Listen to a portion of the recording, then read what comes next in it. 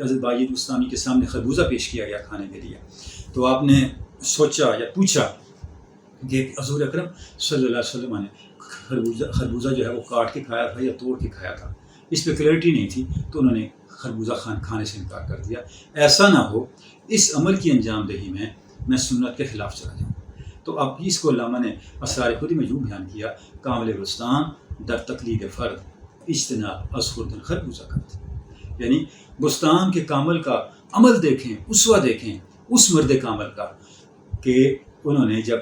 دل میں ایک وسوسہ پیدا ہو گیا، ایک خیال پیدا ہو گیا، اس عمل کے ذریعے کہیں حضور اکرم صلی اللہ علیہ وسلم کی